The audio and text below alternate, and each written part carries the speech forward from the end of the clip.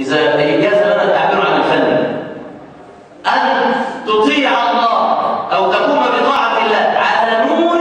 ليه جاب على نور من الله؟ ما أنت ممكن تقول أنا بطيع ربنا يا أخي وأنت جايب لك كام صف ورايح عند ضريح أيمن صلح وحي حي إيه يا ابني بتعمل إيه؟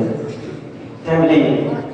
العدل بالله أيمن صلح، والله أنا لو ميت وحد بيعمل عندي كده وقدرت أقول أنا أشرب حي يا ابني ما هكذا أراد الله ولا أمر رسول الله.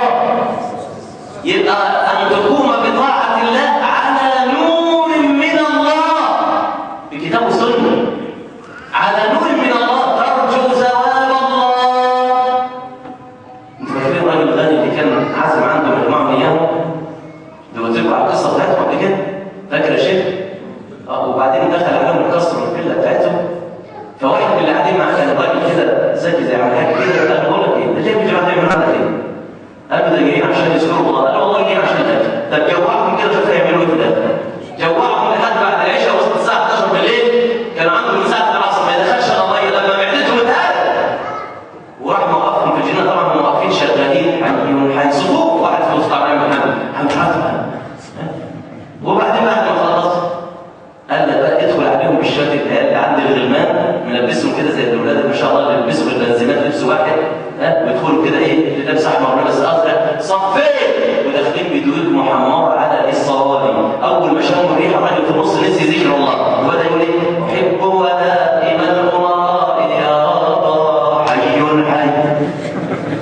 وابدا بالهجوم بلا حساب حي احب اللحم مقليا بسمن حي احب الارز مليانا كبابا حي وطشطشة الديوك لها رنين تفوق الكمنجة والربابا. ايه يا ابني؟ ايه يا ابني؟ اوعى تقطعها وكل شيخ من كان بيقول حسبنا الله.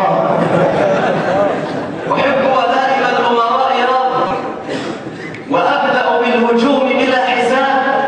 احب اللحم مقليا بسمن احب الارز مليانا كباب وطشطشه الديوك لها رنين تفوق الكمنجه والرباب. ولو نبشت يدي في صدر ديك فلن اتركه ولو اتت النيابه